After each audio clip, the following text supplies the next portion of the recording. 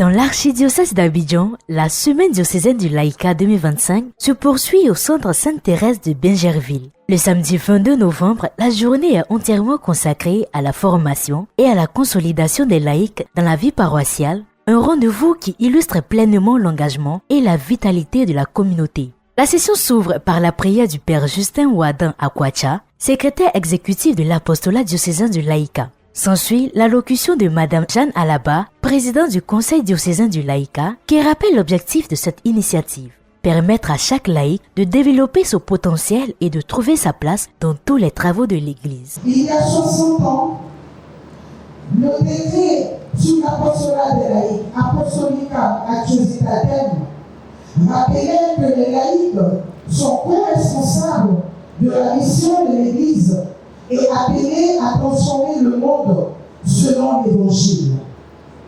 Cette session s'inscrit pleinement dans cet héritage, se former pour mieux servir.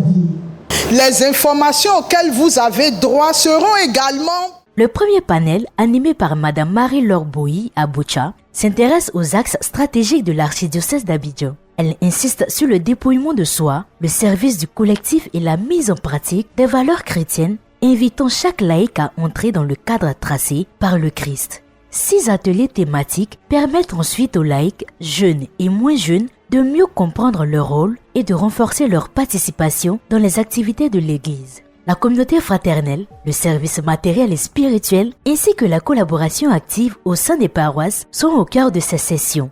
On a appris beaucoup de choses. Grâce à cette formation, aujourd'hui, nous savons ce que la caisse de pérention.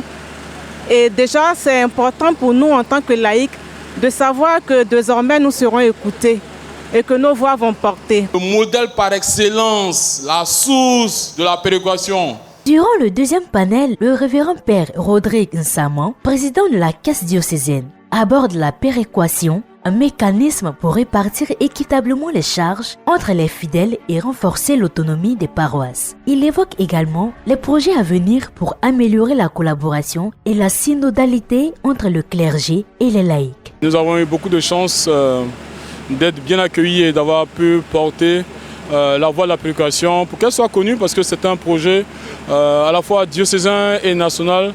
National parce que c'est porté par tous les évêques de Côte d'Ivoire qui veulent que tous les prêtres, les diacres et eux-mêmes soient heureux dans une distribution juste, équitable, égale des ressources disponibles.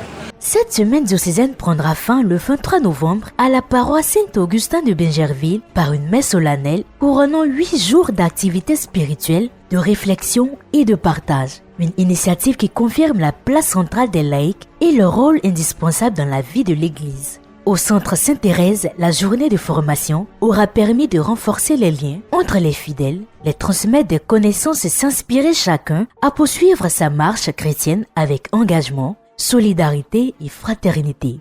Une semaine qui déjà laisse son empreinte dans les cœurs et prépare la suite du laïcat dans l'archidiocèse.